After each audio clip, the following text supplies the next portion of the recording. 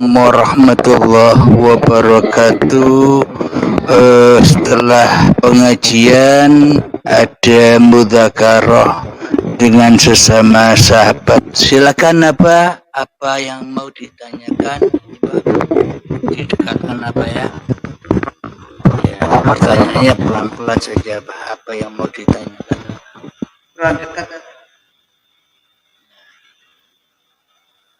Assalamualaikum warahmatullahi wabarakatuh.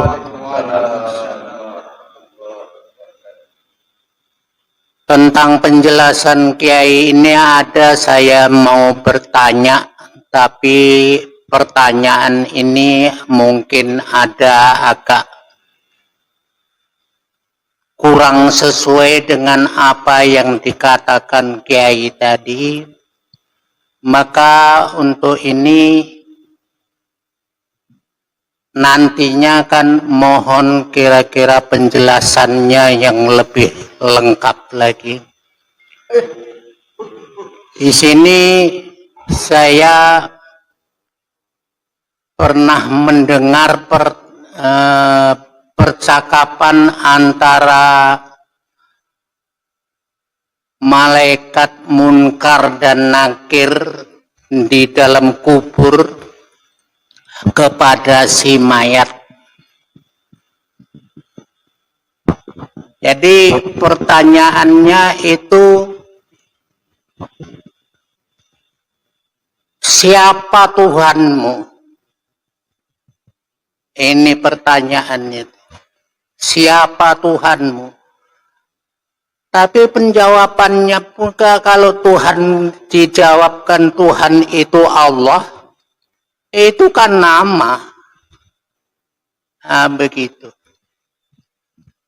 Ini yang ditanya itu Tuhanmu itu siapa? Jadi ini pertanyaan ini kira-kira macam mana yang dijelaskan oleh Kiai tadi kan?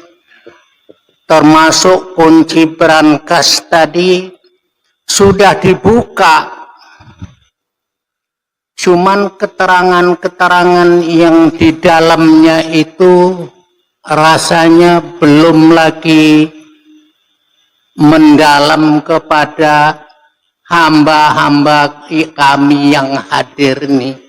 Jadi untuk ini perlu rasanya kan memberi penjelasan yang lebih lengkap. Jadi dijelaskan kira-kira kan apa pertanyaan-pertanyaannya. Nah, begitu. Termasuk yang saya maksudkan tadi kan ada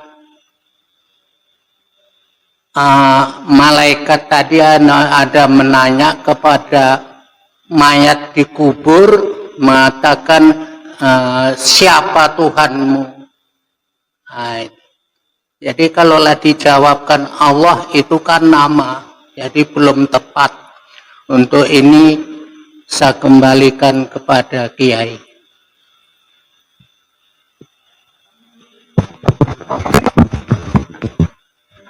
Alhamdulillahirabbil alamin. Inti pertanyaan dari kakek, bagaimana cara menjawab saat kita mati besok, pertanyaan malaikat mungkar dan nakir, iya kan kek? Alhamdulillahirabbil alamin. Jadi sebelum menjawab pertanyaan ini semua, mari kita logikakan di dalam hati kita. Seumpama kakek sedang tidur, terus saya tanya, Kek, marrobuka, kakek sedang tidur, kira-kira kakek bisa menjawab? Tidur, apalagi mati, bisa menjawab kakek. Apakah berlaku pertanyaan kepada orang mati? Apakah berlaku pertanyaan kepada orang tidur? Karena orang tidur, orang mati sudah bebas dari pertanyaan itu. Kenapa? Karena mereka sudah kembali kepada Tuhannya. Jadi yang ditanyakan oleh Pak Mudin waktu di kuburan, ketika kita mengantarkan jenazah, Pak Mudin menuntun sang mayat yang ada di dalam kuburan. Mayatnya mati, dipendam tanah, Pak Mudin memberitahu kepada mayat yang tidak ada hidupnya, mayat yang tidak ada pengertiannya, mayat yang tidak ada pandangannya, mayat yang tidak ada pendengarannya, diberitahu oleh Pak Mudin, "Marabbuka, siapa Tuhanmu?" Bila kau nanti ditanya oleh malaikat mungkar dan nakir, jawablah, "Allahu Rabbi." Mana biuka, siapa nabimu?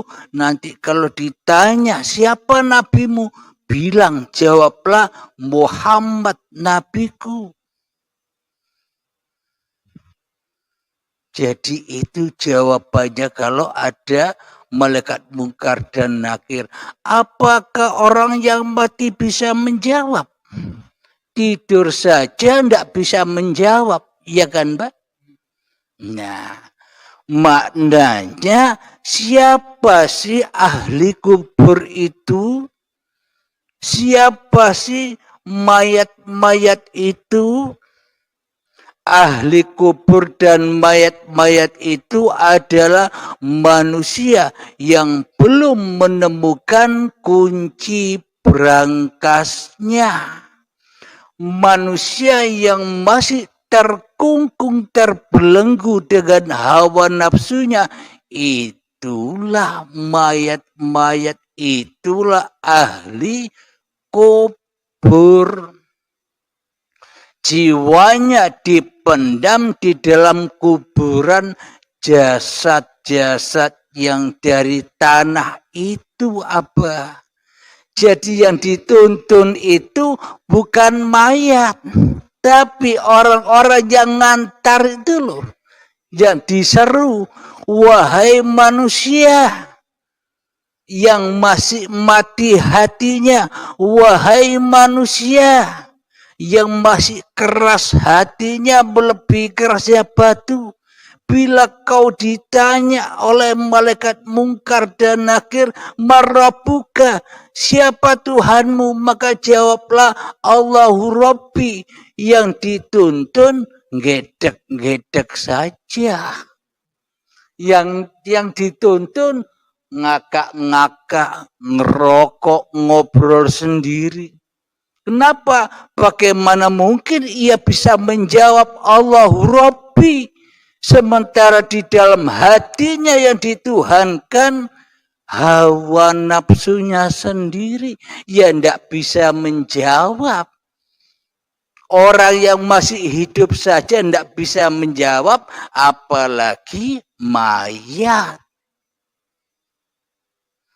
Nah, jadi bagi siapa yang bisa menjawab? Bagi mereka yang sudah kembali kepada Tuhannya lah yang bisa menjawab. Maknanya bila manusia sudah pulang kepada Allah, pulang kewujudan manusianya kepada kewujudan Tuhannya, pulang kehidupan manusianya kepada kehidupan Tuhannya, maka bebaslah manusia dari pertanyaan seperti abad tidur tadi. Kira-kira apa kalau saya tanya Marabbuka waktu abad tidur, kan tidak bisa jawab apa. Nah, jadi maknanya ahli kubur itu manusia-manusia yang masih terlena di dalam kehidupan dunia ini. Tidak bisa jawab bila Allah Tuhanku. Jadi maknanya malaikat mungkar dan nakir itu datangnya kepada siapa? Bukan kepada mayat yang di kuburan. Tapi kepada setiap hati manusia yang ingkar kepada Tuhannya. Duduknya ditanya oleh malaikat mungkar dan nakir, "Marabbuka?" Dalam hatinya, bukan Allah yang mendudukkan aku duduk sendiri. Tidak bisa menjawab Allah yang mendudukkanku. Karena manusianya masih menyembah dirinya sendiri. Waktu berdiri tidak bisa manusianya yang memberdirikanku Allah. Tapi hawa nafsu, dirikulah yang berkuasa untuk berdiri. Dirikulah yang berkuasa untuk sholat. Dirikulah yang berkuasa untuk ibadah. Wong Tuhan ndak ada, wong Tuhan goib yang wujud, yang nyatakan diriku sendiri di dalam hatiku. Nah, jadi kita mungkar terus. Jadi ditanya oleh malaikat mungkar, "Marabbuka, siapa Tuhanmu yang bisa mendudukkanmu?" Kita tidak bisa menjawab di dalam hati kita, kecuali kita bisa menjawab, "Akulah yang duduk." Allah goib. Allah tidak ada. Bagaimana mungkin bisa jawab? Orang yang masih hidup pun tidak bisa jawab apa, apalagi orang mati. Jadi maknanya manusia yang merasa masih hidup diri manusianya, itulah orang mati di sisi Allah. Mati hatinya, mati kesadarannya, tak kenal Tuhannya kecuali mengenal dirinya sendiri di dalam hatinya.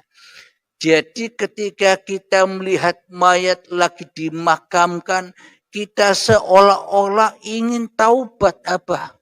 Waduh, sebentar lagi aku kayak begitu. Takut mau berbuat maksiat, takut. Iya kan, Mbak?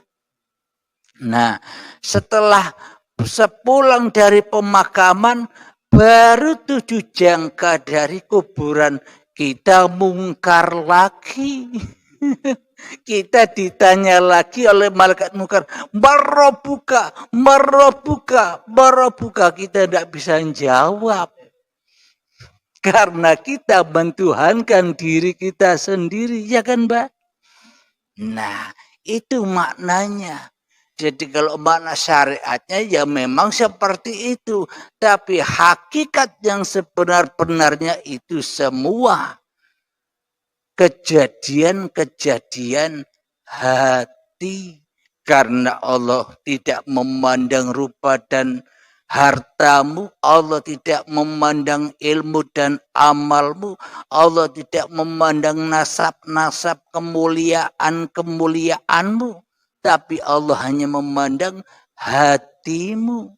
Jadi isi Al-Quran semuanya itu babakan lagunya hati. Jadi sudah tahu apa? Marabbuka kapan? Sekarang pun kita ditanya oleh malaikat mungkar. Ketika kita lalai dari Tuhan. Siapa Tuhanmu? Siapa Tuhanmu? Kita sombong. Tidak bisa jawab. Kenapa? Karena kita mentuhankan diri kita sendiri. Tidak bisa menjawab. Karena cahaya di dalam hati kita masih cahaya yang gelap. Cahaya apa? Cahaya hawa nafsu kita sendiri. Jadi kita pun sekarang ditanya terus ya Pak, sama malaikat mungkar dan nakir. Iya, maknanya kembalilah kepada Tuhanmu sebelum kau dikembalikan dengan paksa dan siksa. Nah, jadi kalau sudah ketika ada orang meninggal, ucapkan inna lillahi wa inna ilaihi roji'un. Datang dari Allah, pulang kepada Allah. Jadi kain kafan putih itulah hakikat lambang bahwa jasad ini sudah suci. Kenapa? Karena manusianya sudah tidak ada. Manusianya sudah tidak bisa ngaku-ngaku lagi. Ini badanku, ini badanku, ini badanku, tidak bisa lagi. Makanya dikafani kain putih seperti ihram. Orang haji apa? La tusyrik billah, jangan sekutukan Tuhanmu. Bagaimana mungkin orang mati bisa mensekutukan Allah sementara dirinya sudah kembali kepada Allah. Jadi kalau versi cerita orang syariat, mati meskipun orangnya mati tidak mau dikatakan mati. Kenapa? Karena nanti setelah kita pulang, mereka hidup lagi, duduk, didatangi malaikat mungkar dan nakir. Sebelum malaikat mungkar dan nakir, lebih baik kita bongkar lagi kalau dia hidup, agar dia kembali hidup lagi ke dunia. Jadi selamanya kita tidak ridho orang mati, sudah benar-benar mati kok dikatakan masih hidup, menerima siksa, azab kubur. Siksa kubur ya kan Pak? Berarti kan menganggap orang itu kan masih hidup. Selamanya manusia tidak mau lebih rendah daripada Tuhannya. Maunya manusia lebih tinggi dari Tuhannya. Kalau kita mengira manusia hidup terus, kapan Tuhan ini mentuhani manusia?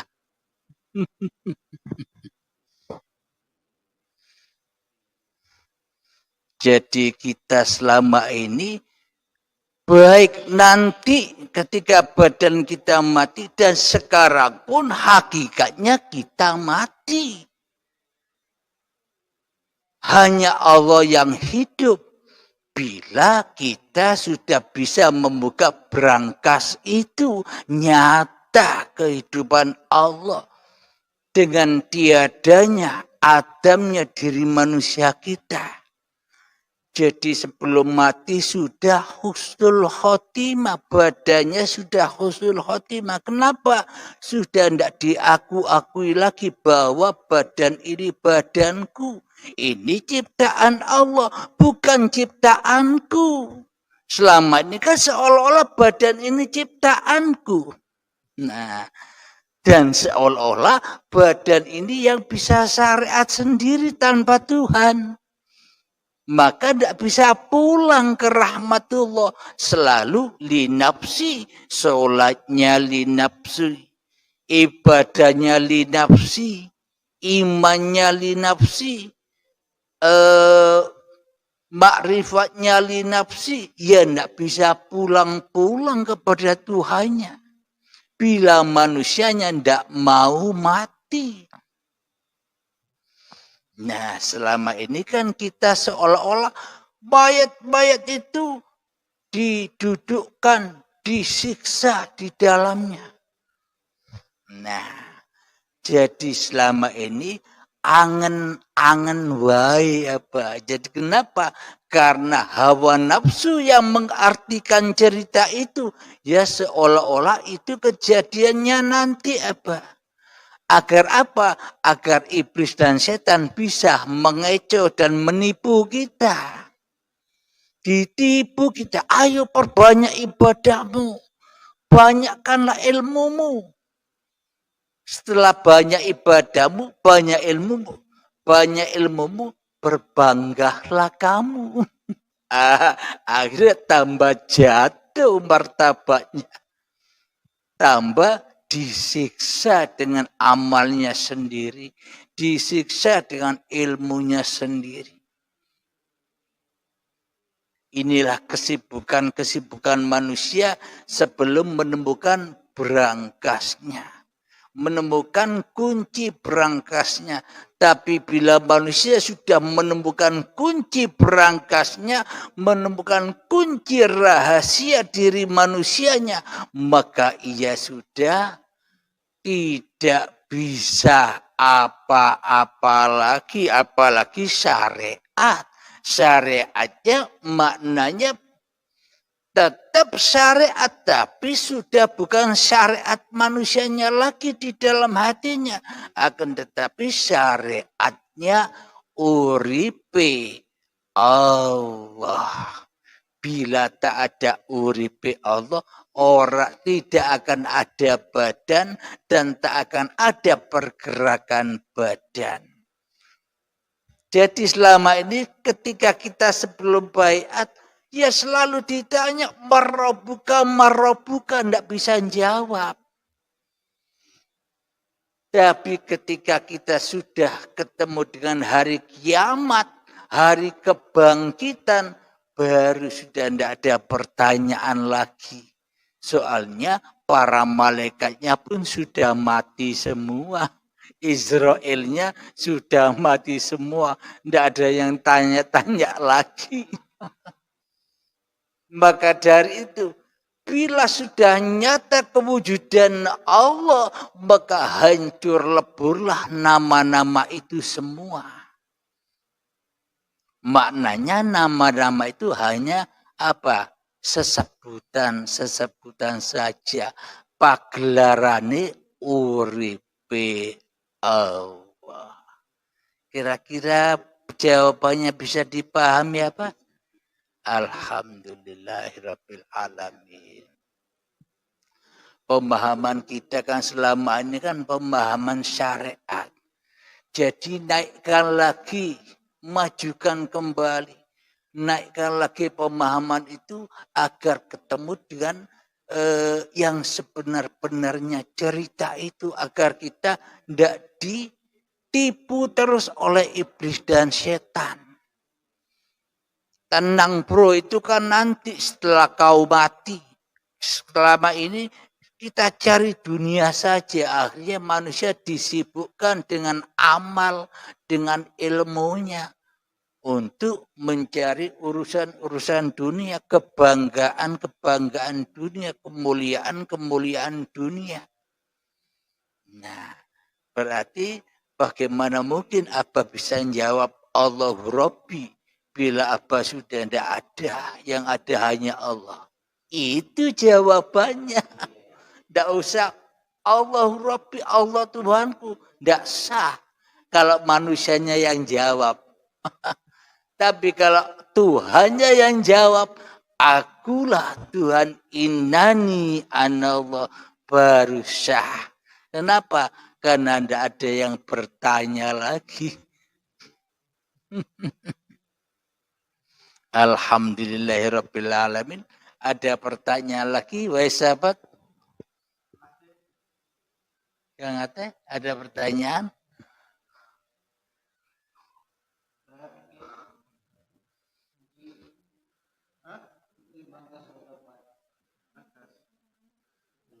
Kuncinya bukan kunci pintu itu. Iya. Maknanya kuncinya apa? Jangan jadi Tuhan lagi di hati kita.